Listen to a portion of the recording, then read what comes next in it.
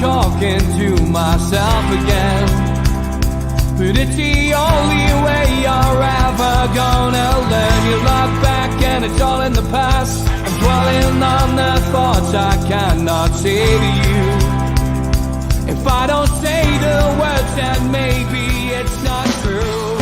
It feels alright. Good evening, welcome to NUFC Matters with me, Steve Wraith. Delighted to see it. Tuesday is here and we're joined by Ross Gregory. Good evening, Ross. Evening, Steve. Evening, everyone. Everybody okay? Yeah, good to see you, mate. Good to see you. And we'll start with a non-transfer related story. Tom Dixon is straight in with the fact that Newcastle, of course, are going to install rail seating provision in the visitors section of St James's Park this summer to avoid major disruption to season ticket holders. And the club announced this Newcastle United has outlined its long-term commitment to safe standing and will install a rail seating provision in the visitors section of St James's Park this summer, following guidance from the Sports Ground Safety Authority. To avoid major disruption to season ticket holders, the club will look to introduce a similar provision in a home area of St James's Park as early as 2023. Subject to a consultation process.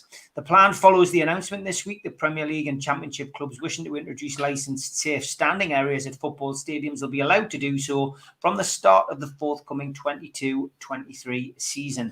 While supporters will not be permitted to stand at St James's Park yet, the SGSA has advised that the front section of the away end at St James's Park, located in the upper section of the Leazes end, would benefit from having the added infrastructure in place as a priority.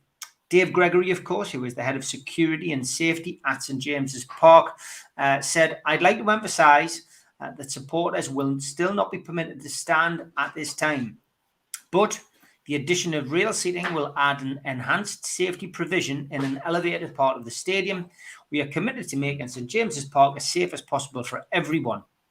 And we look forward to working with our supporters to identify an area for fans who may wish to stand in the future." And SGSA Chief Executive Martin Henderson, he said, "We welcome the controlled return of standing for the modern era, which has been made possible by a very close collaboration with the government. This is a historic moment for football and most importantly for the fans who campaigned for this change and will be safer as a result of today's decision." Kevin Miles, well-known Newcastle fan who's the FSA chief executive, said match-going supporters know the benefits of safe standing are enormous, with better atmospheres, more choice for fans, whether they prefer to sit or stand. The FSA has always made the case the football club should be able to talk to their fan base and work together to find the ideal mix of seating and standing at every club. That's now possible, and it's no surprise at all that more clubs are already looking to join last season's early adopters and install their own safe standing areas. Once licensed standing is given the green light at St James's, fans would be allowed to stand for matches in allocated spaces behind a barrier or a rail in area of persistent standing. Each supporter would have to occupy the same area they would take if they were sitting with a traceable numbered seat. Seats would not be locked in the up or down position, so fans could sit if they wish to, and the standing areas should not affect the views of other fans. Other parts of the grounds would remain all seated, and fans would be expected to sit in these areas. The necessary legislative amendments to the Football Spectators Act were formally tabled in Parliament on the 4th of July. Quite long-winded, but I did feel it was necessary to read that out because a lot of those watching tonight won't have known about this. Something I pushed for with Steve Hasty many moons ago. We had the FSA bring up the safe standing before anybody was allowed to have it in Newcastle. We actually had it in the old Cosmic Ballroom, or what we used to have as number 9 bar pre-match. And the FSA were kind enough to bring it along to the to a pre-match for us to all give it a go and try. And I'm pleased to say we're at that stage now. I'm always, mindful of the tragedies that have happened around the world of course, Hillsborough, although it's many years ago, will still feel like it was yesterday to those who lost people who simply went to a football match. What's your view on this, Ross? From my perspective, I liked my trip to Liverpool this year and standing at the Liverpool game and experiencing it in a different way with this safe standing, which was one of the grounds where it was trialled at. It was good. It's a good way to watch the match. You know yourself away from home. Fans stand. They won't sit down. And I've got to be honest, I felt safe, and it was a good atmosphere anyway, because it is when you go away with Newcastle, whether you win, lose, or draw. But it was a new way of doing it, and I felt more safe standing at an area which was made for safe standing than I would normally feel standing in a seated area, if that makes sense, where I'm supposed to be sitting down and watching the game. I'm all for it in small doses. I think we've learned a hell of a lot of lessons from the past. What's your view? Yeah, I think similar to yours, Steve. I think there's two or three considerations that we have to bear in mind, and the first one is I suppose really the only one to an extent is safety, and making sure that whatever was brought into our grounds, whatever way that they are developed, however we try to improve them, that safety is paramount, because nobody wants to return to the days that you've touched on, the back end of the 80s, middle 80s, back end of the 80s, when there was a lot of issues and potential tragedies. Now, safe standing is called safe standing because it is safe. It has been trialled in various different countries, in various different stadiums. I think that it would be a real positive for English football, for the Premier League, for the EFL, if we had a different type of atmosphere and a different way of watching games within stadiums. So you're right, every time you go to an away game, everybody stands anyhow. It doesn't feel at times particularly safe because the areas aren't designated for standing. They're not kind of, the way they've been designed, they're not built for big crowds standing. So there is an element of fans feeling slightly unsafe. So I think it'd be fantastic if we could bring it into St James's Park. It will be something that will need a lot of planning and a lot of consultation as to which areas are designated safe standing. Do you take people out of areas of the ground where they've sat or they've had a season ticket for decades, because you're changing that into a safe stand? We've had these issues at St James's Park in the past when the ground's been developed, and you've got to consult with the fans and try to keep as many people happy as possible. But look, this is 2022. We're moving with the times. We've got to develop our grounds. We've got to develop that match day experience for different people. Not everybody wants a different experience when they go to the games. If we can bring it in certain areas of St James's Park, make sure it's viable and safe.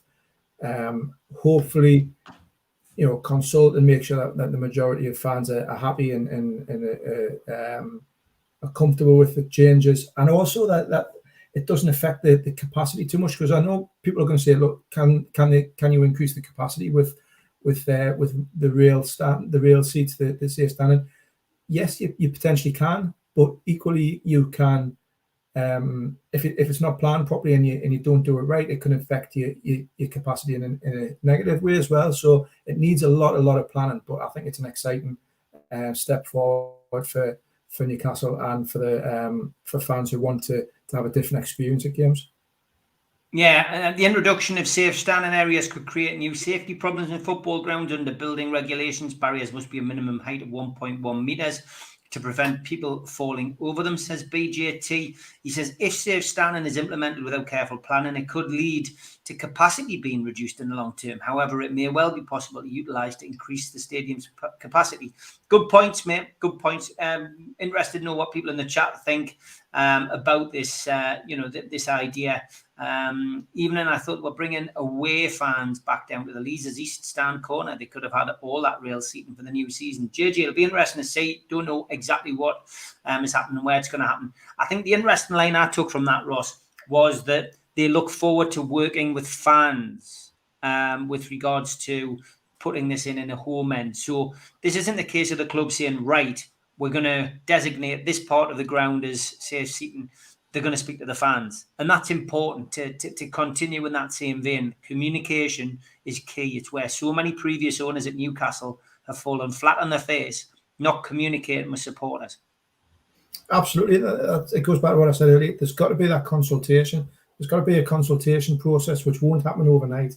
I think they're setting a stall out now so that potentially bringing in for the start of next season, the kind of the 2023-24 season, when they've had a good 12 months of consultation with the fans about what areas of the ground, how it would look, what the impact will be on existing season ticket holders who might still want to sit, but their area of the ground's been designated as the standing area. So there's a lot of consultation that has to go into it, but you bang on. It's got to be welcomed that's their first kind of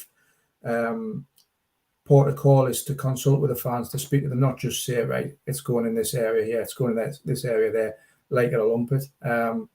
It'll not be for everybody. It absolutely won't be for everybody.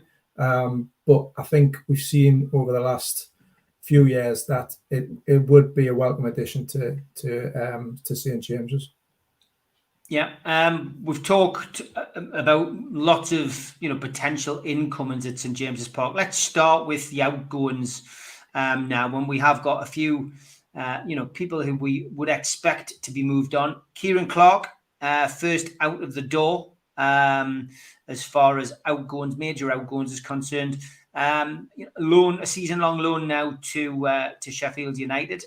We've now heard today that Jeff Hendrick, who scored the last goal of the Ashley era at Wolves away, is going on a season-long loan to Reading.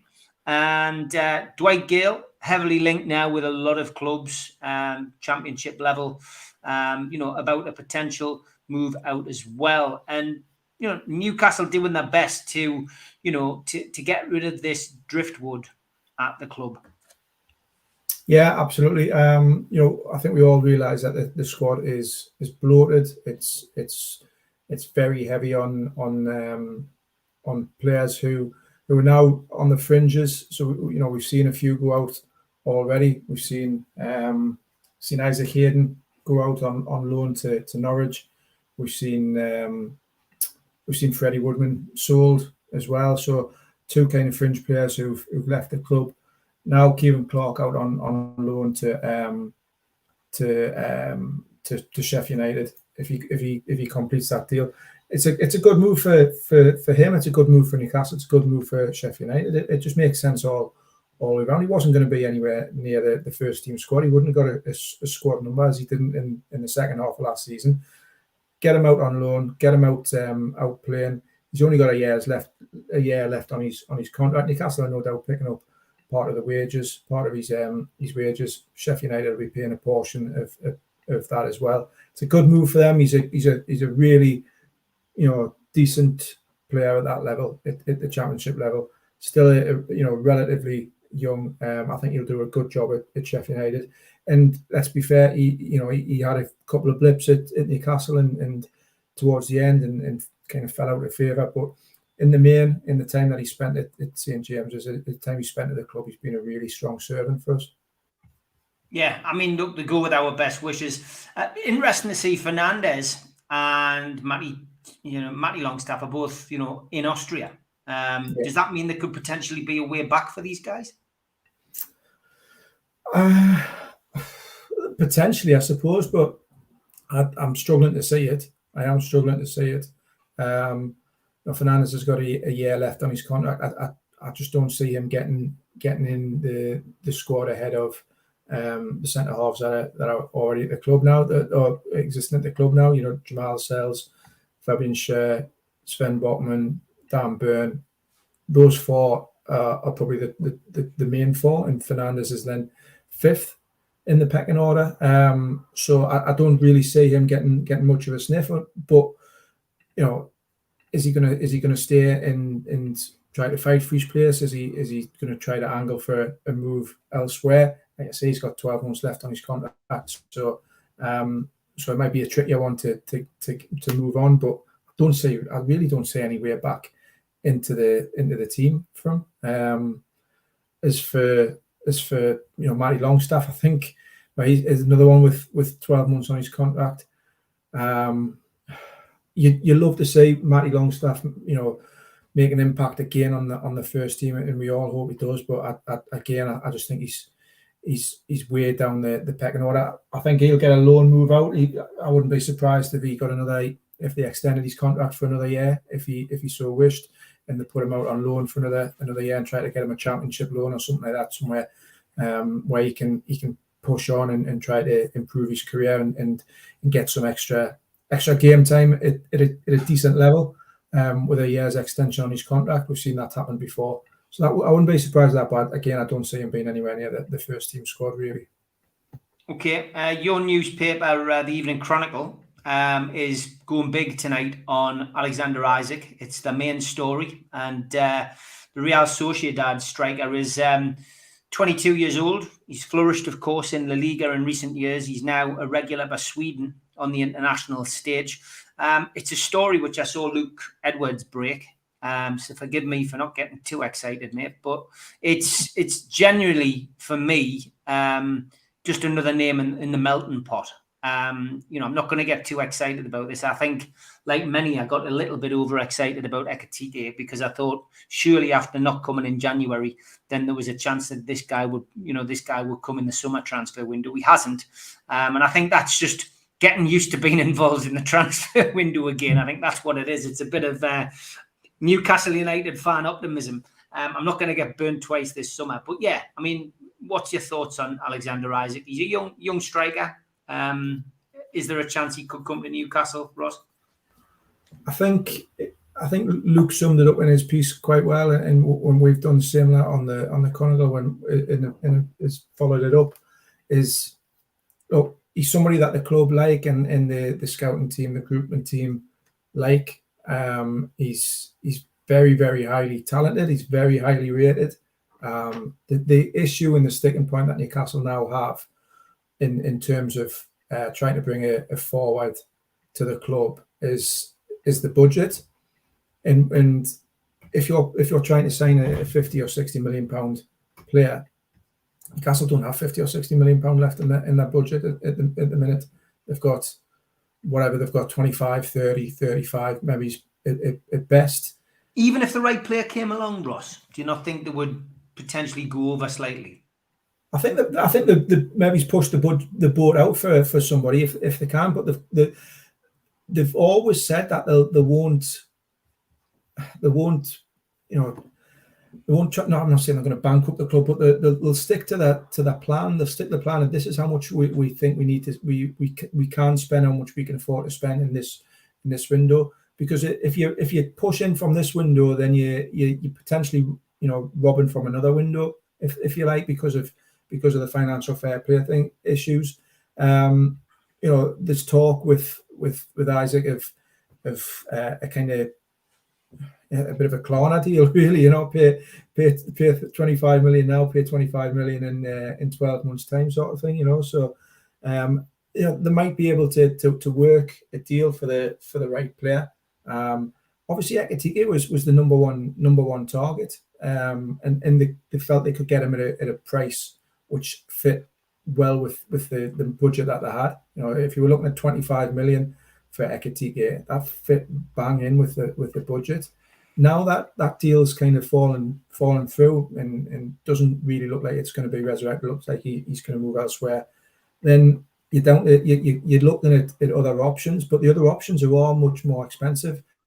Alexander Isak is going to cost you in excess of probably 50 million. Dominic Calvert-Lewin is going to cost similar. Moussa Diaby is going to cost similar. So it's big money. They could probably afford it, but that would be it. That might be it for the window, unless they can bring in a loan deal or a free transfer or something like that. So they've got to now weigh up.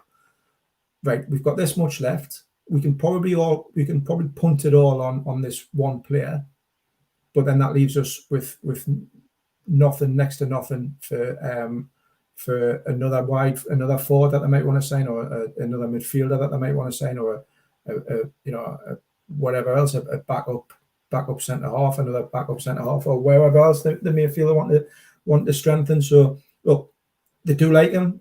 He is very, very good. You know, he's not prolific, but he's kind of 1 and 2 in, you know, with Sociedad. He's started to find a bit more form in front of the goal.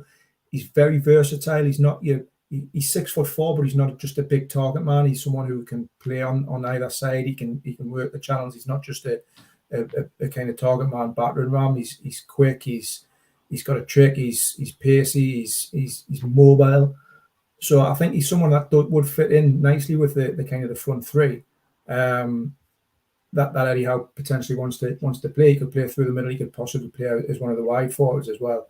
But it's just weighing up whether it's worth that big gamble, that big punt on one player. Yeah, it is. Ross, nobody from the club has talked about budgets at all, says Michael. There's no way we would only have 25 million left when we've already had a fee of 36 million for Ekatike. It wasn't 25 million. Look, I think there's been a lot of speculation, Michael, about the transfer, the transfer fee. And I think a lot of this stems back to Eddie Howe's briefing with the press going into the summer. And I think there was a good indication there of where we were going with what we could spend and how we were going to spend it. And, might have just been clever play on behalf of Eddie Howe. Am I right, Ross? He did give the press a briefing. He did speak to people, and he's like a poker player. He's not gonna show his full hand, is he? Yeah, absolutely. So yeah, look, Michael, nobody on the club has come out on record in the press on record and said this is what the budget is. This is how much we've got to spend. And they're not going to do that. They're not going to do that because it alerts other clubs as to how much they've got to spend, how much they don't have to spend.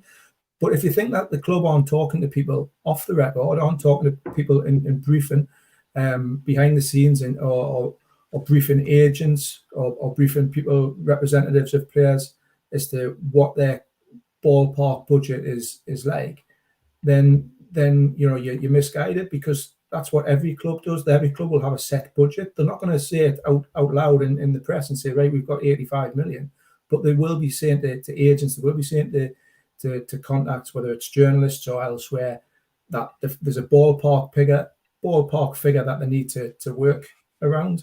Now, that can be stretched. That can change. If they go and sell Miguel Almiron tomorrow for 25 million, then there's an extra few quid in the budget. If they manage to sell somebody else for 10 million or whatever, there's an extra 10 million into the budget as well. So it is flexible, but there is a ballpark figure that they need to work for. Ekatike wasn't 36 million as far as I'm concerned. As far as I'm aware, it might have been a deal that was built in with different clauses and things like that, but it was around the 20 to 25 million pound mark, and with extra clauses built in. Just as Bruno, if all the clauses are met on his deal, it goes up to something like 42 million. Doesn't mean that's what's been paid straight off, but these deals are built and negotiated and structured in various different ways that increase payments as you go through. Yeah, okay, we can afford to spend 500 million this summer, says Michael. I saw somebody quote higher in the chat, Michael. I'm not even sure if it was you, might have been somebody else, and still be fine for financial fair play. The noise for financial fair play is just to keep prices down. It's not a real issue. Amazed at how many journalists have not picked up on this. We did share an article about financial fair play. It's so confusing, Ross. I read through it, and it's hardly a fool's guide to financial fair play. And the thing is, with all of these, there's always loopholes to get around these things. There is loopholes, but ultimately there is regulations that you have to work around as well. In what you can't say that you can spend this amount or that amount or anything else like that, because it will change depending on the commercial activity of the club. If the club bring in more money through sponsorship revenues, through through TV revenues, through qualifying for Europe, through getting in the Champions League, through whatever. If the more money that they bring in, the more money you can spend. If you all of a sudden you fall out of or you're finishing fourth bottom every year, or you in your commercial activity, your commercial revenue is pathetic, like it has been under Mike Ashley. It's been absolutely pathetic in terms of growth over the last 14, 15 years. Then it will restrict how much you can spend. It's as simple as that. The more money you've got, the more you can spend. Yeah, I would agree with you, mate. Somebody put a thing in about Isaac. I've read mixed reports about Isaac. Is he worth chasing? Yeah, Roger, we have discussed that, but I would say he is. And let's face it, it's it's a link. And Tom says, how strong are these links? We obviously covered that earlier as well. With Isaac, he Arsenal chased him, quite heavily in January. They were really strongly linked with him and the lad from Fiorentina, who ended up going to Juventus. Vlahovic. They were the two that they were really interested in. Isaac is very, very highly rated. 22 years old, very highly rated. So it's not. It's like anything. Any signing is a gamble. Anybody that you chase, you don't know how they're going to settle in. They don't know how they're going to adapt to the club, to English football, to the area. Whether they're going to get injuries, whether they're going to have a loss of form. Every signing is a gamble, but you hope that the recruitment team have done their homework, and eventually a player will come good, like Joe Linton did. That was a big gamble, 40 million. Nobody's saying now it's bad money, but for a good two and a bit seasons, and pretty much everybody was saying that, because it took them a lot of while to adapt and everything. So yeah, I think it's one to keep an eye on, absolutely. Chantel, good evening. Says, would Ross be able to tell us if it's true about PSG being unable to match Ekitike's demands? I couldn't tell you, Chantel. I really couldn't tell you. I don't know. I'd be surprised if PSG are struggling financially to match anybody's demands. But I suppose it depends what he's asking for. I think the lad has been very, very poorly advised, but that's up to him with his agent and everything else like that. But I wouldn't be surprised if there's some issues regarding his negotiations with various clubs, given some of the things I've heard about his agent. Yeah, Michael he's on fire tonight. He says the word Mitch is used a lot as fluid. That, I believe, is what our budget is. If there's only 25 million left, then why are we not just shooting down Paqueta and Diaby at all? They'll be more than that. Like I say, Michael, I don't believe that there is a budget like that. And I think Mitch's word fluid probably sums it up very nicely indeed. Michael goes on to say about the safe standing. He says, remember the last game of 92 promotion season against Leicester, almost fainting in the heat, standing packed in like sardines in the Leazes end.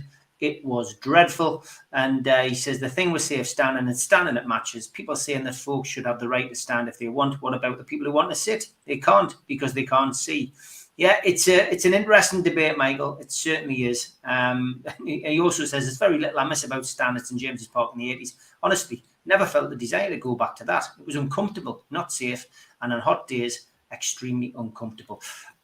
It's different for everybody, Michael. But I mean, in away games, everybody stands, and it's part of the atmosphere. You stand for 90 minutes. It's the way it is. It's, some people want to, some people don't. You have to cater for everybody, and there won't be a situation where there is people standing and people will have to sit behind. That won't happen. It'll be a standing area for people who want to stand, and that will be it.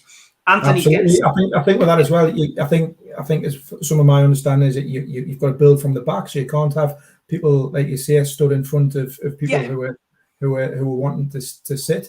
I'd also say as well around the safe stand, it's not going to be like the 80s, Michael. It's not going to be like that. It's not packed in and jammed in like sardines. You've got a real seat, so you've got a set area that you can stand. It's pretty much the same as what a seat is now. You will have a seat there. I mean, you have a seat there at Anfield. You actually still have a seat. Exactly. So people are sectioned in. It's not just all crammed in for sardines. I think it gives people that option. If some people want to stand, then fantastic. There's that option there for them. If others want to sit, then that's that option for them as well. If some people aren't bothered either way, then so be it. But nobody's going to be forced to sit, and nobody's going to be forced to stand, and nobody's going to be forced into doing something that they don't want to do, as far as I'm concerned. Fallen Angel says, definitely think the club's played down the budget and highlighted financial fair play to keep transfer fees down. Yeah, of course that. I agree, Fallen Angel. I do really think that is the case because, essentially they don't want to cause any ructions with the Premier League. We've had enough of communication with the Premier League to last a lifetime, and they will be playing it with a straight bat, as they say in cricket. Every day, Anthony says, who's getting sick of the transfer window, a different player is linked with the strapline that we are preparing a bid. Total, as nobody knows nout, NKN, not ITK, which of course means no something, no. What do you think? Yeah, well, yeah, it means they don't know anything, I think, not in the know. So there we go. It's as simple as that, really. But Anthony, I think a lot of people are getting sick of it, to be perfectly honest, mate. Sutty, good evening, says, which position do we look closer to bringing in another player?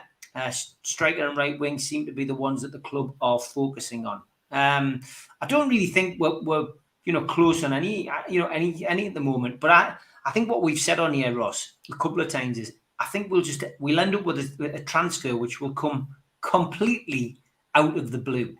We will be sitting here, and then the ticker tape will come up on Sky. The yellow bar will come up on Sky. Newcastle set the sign such and such, and I think that's what will happen.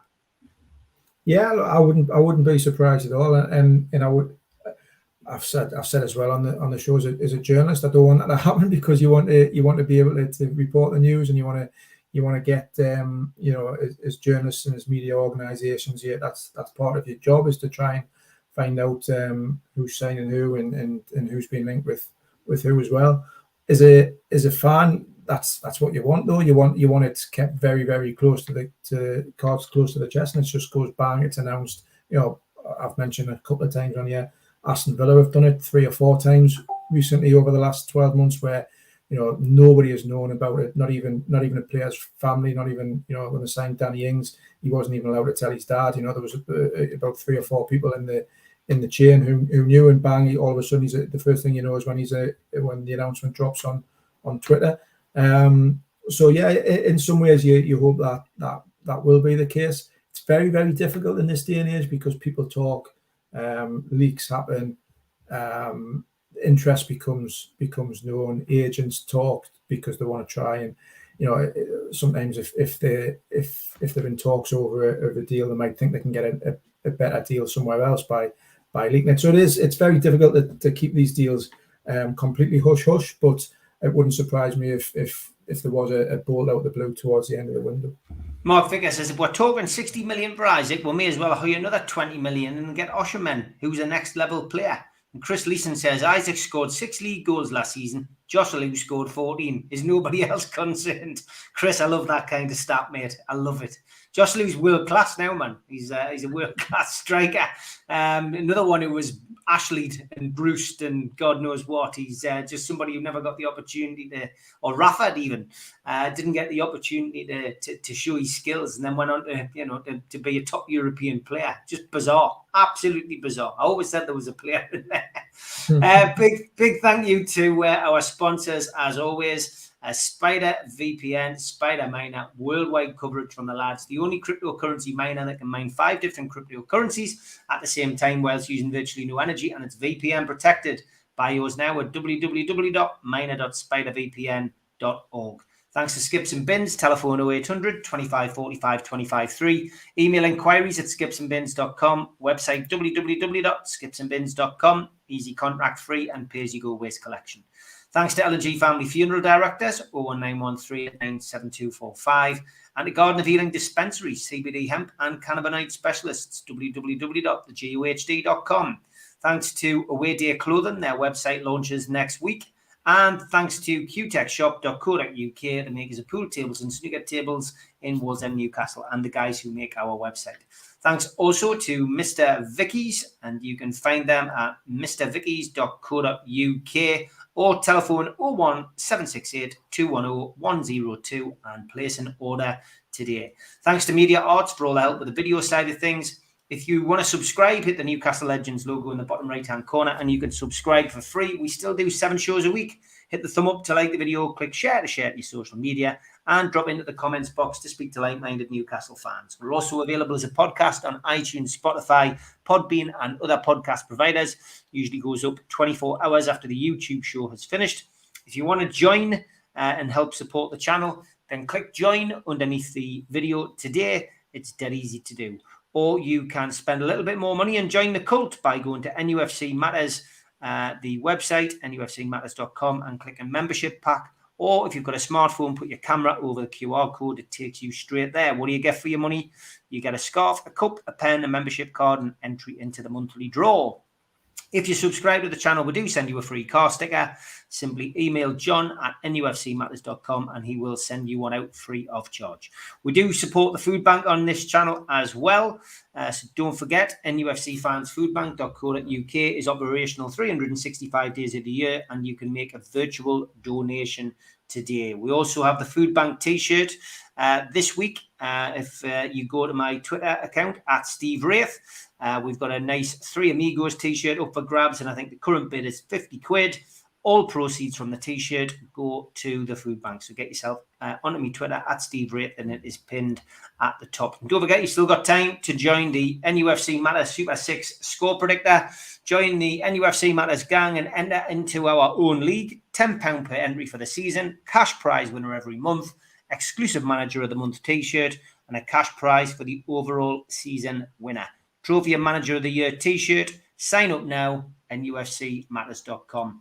And don't forget, we've got 12 professional boxing fights. Phil Jeffries and Matty Jobs present the 10th Summer Rumble down at the Stadium of Light. 12 great bouts on this weekend.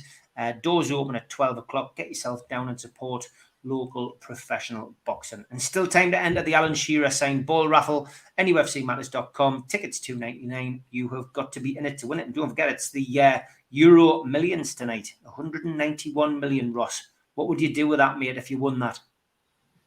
I'd spend it all on Alexander Isaac and his wages.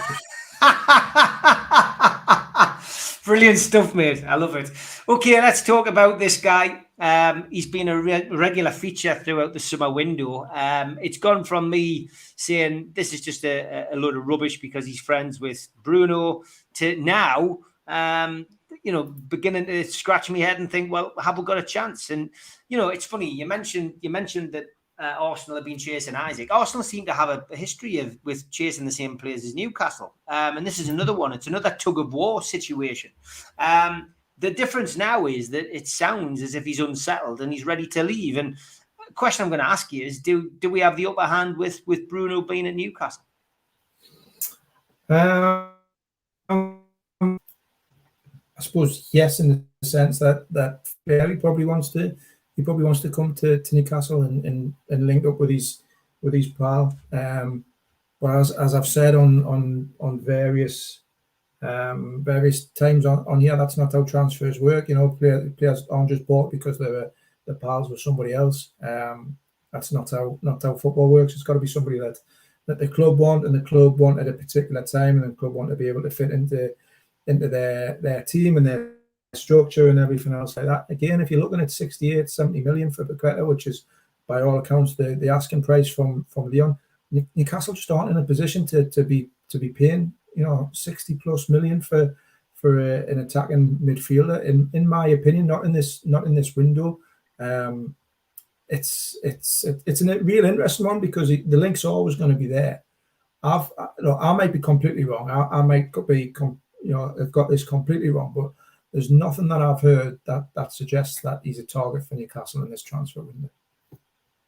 Okay, that's fair enough. Still 4 quality signings, free agents. That would give us great strength and depth, especially with 5 subs this season, says Kevin, sorry. So thanks for that, mate. Sir Monkey Suit says, since Paqueta's handed in a transfer request, surely we just go and get him. If we don't, we'll miss out on him forever. And his link-up play with Bruno is too good not to take advantage of. Yeah, I mean, they play really well together. My question, I guess, after that would be, if we do manage to lure him to St James's Park, Ross, that you've suddenly got a bit of a dilemma. And it's a nice one to have, but you've got Joe Linton, Bruno and Paqueta. Do you have to change your formation to accommodate them all? Are they going to be happy being part of a squad? It's a lot of questions if we do bring him in. No, absolutely. It's kind of what I was saying. You've got to weigh up whether it's the right time for that, right, to bring in that type of player. He can play wide, I think. Position. He can, yeah, he absolutely can, yeah. He can play in different positions. It's an interesting one. Like I say, it's always going to be there, but I just, is he what Newcastle need right now?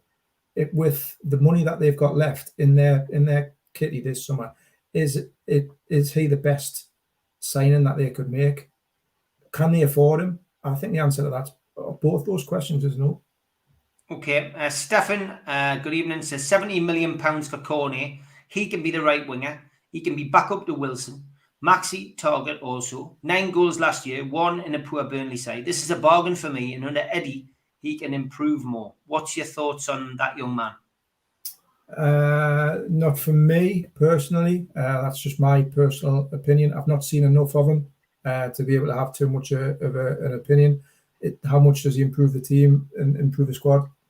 Again, I don't know, because I've not really seen that much of him. Other people have probably seen him more than me and may be able to comment. I think he's probably one of those who's going to move in the summer, and I think there was a piece that said that he'd been offered to Newcastle. Now, just him being offered to Newcastle doesn't mean that they're necessarily interested. It's more the agent or the selling club that are trying to hawk him around to get a little bit of money from him. I don't know. I really don't know on that one. I've not seen enough of him to know whether he's good or not. I'm always wary of just judging players on what I see on Match of the Day, because I've seen plenty of players who look fantastic on Match of the Day. Then you go and see, then they come and sign for Newcastle, and you realise that they're a 1 in 7 player. Anthony says, I agree, Ross. The balance and momentum of the current squad is crucial. A right wide man and a striker and a couple of loans, and we will be sorted. Geordie Toomba Life says, with the current squad as we stand now, in my opinion, it's better player by player than West Ham. So a top 7 is possible. Sean just simply says, so much negativity from Mr. Ross today. Sorry, Sean. It's just the weather. It's the weather. It gets you like that, man. That's what I'm putting. I'm hot and bothered, mate. I'm hot and bothered. See, I was right. I'm hot flushes. That's what the problem is. Right? Hot flushes. Paul Stewart says, I've not seen any reliable sources that say Lucas has put in a transfer request yet. What's a reliable source, Paul? That's what I'll say to you there. Colin, very kind. Supporting the food bank 12 months of the year by NUFC matters has been massive. The drop in donations when the season finished must be enormous. Well done, lads and lasses. Thank you. Look, we do it because we love it and we support the lads and lasses who are up there. And any little bit that we can do, I know it's gratefully received. Michael says, Paqueta offers so much to us as a player. He's not just Bruno's mate. He can play virtually anywhere offensively. Would open up so much in terms of options and cover against injuries. Great shout out, Michael. Thank you. Guys, says Harry, do you know what engineering is involved in order to amend the seating areas into safe standing areas? No, I'm not an engineer, Harry. You're not punting for a job here, right? But it sounds as if you're putting a quote in. Ross, I presume you don't know. I struggle to hang a picture in my bedroom. Never mind understand the complexities of engineering to amend the seating areas. I think it'll be a big process, though. That you'll have to rip out obviously so much. You'll have to, there's going to be a heck of a lot of work that needs to be undertaken, as well as the consultation stuff as well. But it's really exciting development, I think. Yeah. Ross, thoughts on Kel Watts? Do you think he'll have a good chance of playing with the first team? Says Tom. Quite a big pre-season for Kel Watts. I think he's probably, is he maybe one of those who acts as the kind of the fifth centre half, comes into the squad and is a part of it. He's done well out on loan a couple of times. If we're being honest, is he really going to challenge for a starting berth or even a place on the bench if everybody else is fit? Probably not, but he might be somebody who the club like to have around the squad. Okay. Welcome into the Super 6, Ray Burrow, another member. I'm sure the aim for this transfer window is meant to be focused on attacking players, and apparently we've spent the entire budget on defence again. Seems a bit weird, says Dan.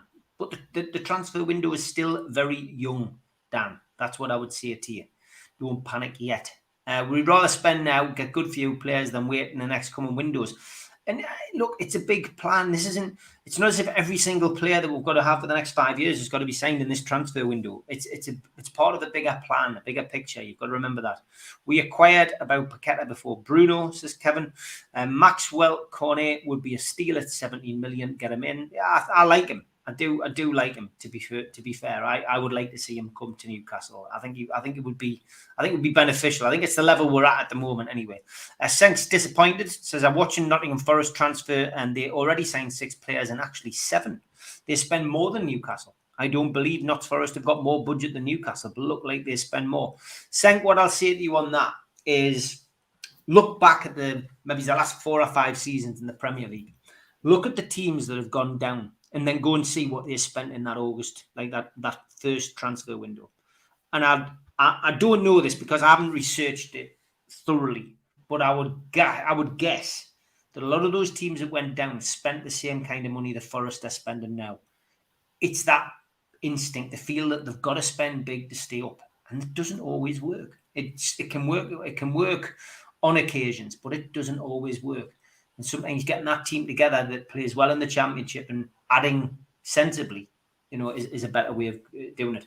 Michael says, hey lads, with all this talk about financial fair play, why is it out of the question for us to acquire Paqueta when Arsenal have already spent 85 million? Again, it's all about figures. And again, nobody's come out and said, this is how much Arsenal got to spend, this is how much Newcastle got to spend. All we know is Newcastle will have plenty in the bank and will also have a little bit of grace with financial fair play due to our previous owner not spending a great deal of money. It's as simple as that. Michael says, gut feeling, how many more will we bring in? Who could they be, Ross? I need some positivity after bringing us down there with your 25 million. Wish it was my 25 million I was bringing you down with. I wouldn't. Well, it might be after you win the Euro Millions tonight. That's all I'll have left after I've paid all these transfer budgets off, won't it? I think they'll bring in 2, possibly 3 more this window. I think it'll be top end of the pitch. A striker, 2 strikers, maybe a loan deal or a free agent as well.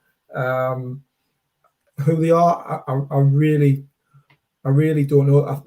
The names that have been mentioned are the names that have been mentioned for a reason. I know people don't like. A lot of people don't like transfer speculation. They don't like the rumors. They don't like the distrust of media reports and journalists. I get that. I've had that for 20 odd years. I understand that. But these players are being mentioned for reasons. Newcastle have got a list of strikers and forwards that they want to sign or who are interested in signing.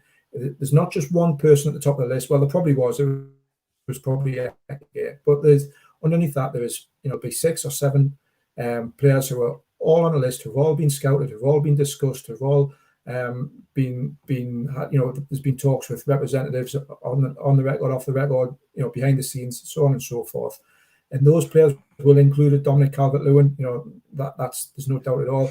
They'll include a Moussa Diaby. They've scouted him. They like him. They'll include other players who've been mentioned. Some will be near the list, and others some will be further down, like maybe your Callum Hudson's at Doys and people like that who've been mentioned. But these players have they're not just plucked from thin air. There will have been conversations with representatives, with agents, or we quite like him. What's his contract situation? What's his situation at his club? If would he be interested in a move if the club decided to pursue it? All these conversations go on behind the scenes, and that's some will be more reliable than absolutely, but the names that are in the domain at the minute are genuinely there because there is some interest there, no matter how small. Okay, we need to build the academy. It took time at Man City, and that's why we have to take our time with the like of transfers. Dan says Forest had no choice as they lost half their team at the end of the season. Paul, backing up what I said earlier, Fulham spent over 100 million when they came up and got relegated. Yeah, but there's an example in BJT says exactly the same. 100 million and went down, and this money doesn't guarantee. I think Watford spent big. I think Sheffield United spent big. And although they did well in the first half of the season, were absolutely awful in the second half of the season. John says 70 million for Cornet. I hope it comes with monkey's blood and hundreds and thousands. Oh dear God! Look, we had this last night. Ice cream jokes. Diamayo Cornet. Ross talking sense, and what a player he was, says Mark Williams. Thanks very much. Talking about your Sunday skills, Ross. That's what he's talking about. Must be, yeah. Cheers, Paul. Cheers, good mate of mine is Mark. He's earned his beer next time I see him. Good stuff. Tom says, Ross, do you think Lascelles will remain at the club, or will he be moved on? I think he'll remain. Maybe he's not for long term, but I think he'll stay this summer. I do. Okay, Stu, good evening. Says, after 14 years of nothing, we don't mind a bit of rumour here and there. Nice to be linked with some class players. Stu, that's the spirit. Craig says, let's make this easy. Say we spend 200 million, we'll be taken from other windows to come spend it, but we won't have as much money in another window. That's the Craig Burt financial fair play appraisal and summing up. Pretty much correct though. Kirk says, Maxwell Cornet is average, gets caught offside all the time. Last season was a freak season for him in terms of goals. Ken says, what do you think of the Isaac bid? Do you think the Telegraph is a reliable source? We've covered that, Ken. Don't get us started on that. Exactly, Stu. This time 12 months ago, we would have thought we would have been in this position. Of course we didn't. You're right. 100% you are right. Paul, this is a good window for Newcastle and the fans to realise that Newcastle are not going to spend crazy amounts of money. It's not the model the owners have put forward. And Ray says, money doesn't guarantee anything, but having Eddie and his team do. Michael, who's, again, I said he's on fire tonight. Do you think there's a possibility of a surprise outgoing, and who could it be? I will definitely quote you on this as fact, he says. He's talking us the day, Michael, mine, doesn't he? I think he wants to come on the show. I think he's also said getting away from transfers or the planning to recognise KK at the ground. It's nice that Shearer's statue's been moved and the bar renamed, but KK deserves something too. So 2 questions there from him. Do you think there's a possibility of a surprise outgoing, and are the club going to do anything to recognise Keegan's help, as a player and a manager? Yeah, I think there will. I think there is a chance of a surprise outgoing. I don't think the squad's kind of set in stone. I think there's 1 or 2 players there who, if the right offer came in, I think the club would definitely consider it. There's going to be a lot of movement between now and in September the 1st. There's going to be plenty of movement.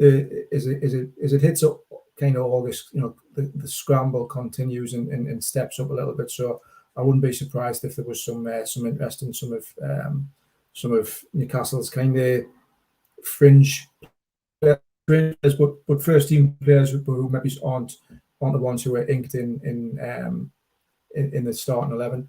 So yeah, I wouldn't be surprised. I don't know about Keegan. It would be nice to see him recognised in some way, shape, or form. The job that he's done in various different stages at Newcastle. But equally, there's a lot of people who you'd want.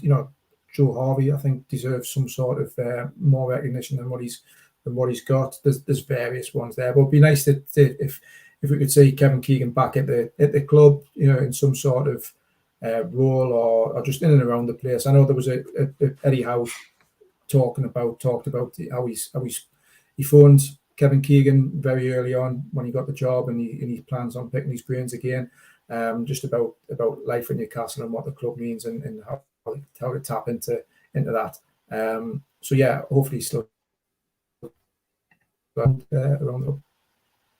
Yeah, it's great to hear that Keegan is, is giving him a little piece of his mind. It's fantastic. It'll get better if we start getting European cash coming in right now. It's about building a squad, covering all positions, not spending daft money on individuals. Enjoy the ride, folks, says Andrew.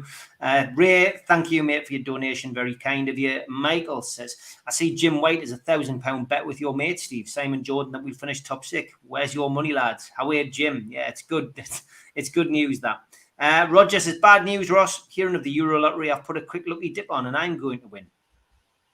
We'll go halfers, Roger.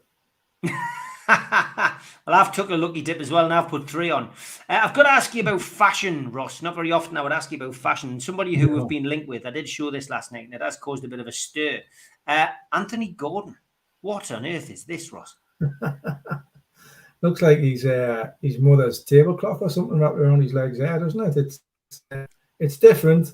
It's different. That's you're coming to the wrong guy, and if you want any kind of fashion advice. But it's would you be seen stepping out on that, Steve? No, for starters, I've got electricity in my house and I've got mirrors, mate. So I certainly wouldn't have any issues putting the wrong clothes on like that. It was the Claire Bolden hairstyle that got me, mate. It looks like a wig, doesn't it? It looks like a toupee of that, I must say. Yeah, I saw some other photographs of other Everton players turning up at training. It seems to be a bit of a pandemic going on in the dressing room with bad taste.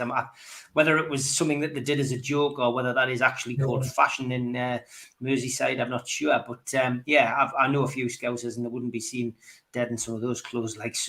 Interesting. It did prompt the question about Elliot Anderson, which a few people have asked Ben Jacobs on the show on Sunday. And they're saying, why pursue somebody like Gordon? I mean, I don't think Everton want to sell him anyway, but why pursue somebody like him? Why not give Elliot Anderson a chance? No, it's a fair question, I suppose.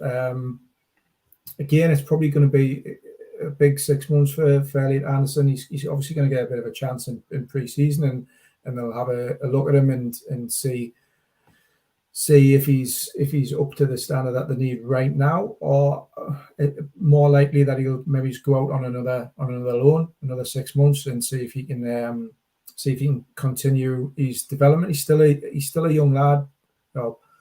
People develop at different stages of their career at different points. He's obviously hugely talented and very well thought of and highly rated, and you hope that he can continue his development, whether it's with Eddie Howe this summer or out on loan again next summer. And for the rest, congratulations to John, who's just bought a pair of those pants, he says. Roger Cook says that's something you just don't share, John. Always kept the receipt. Yeah.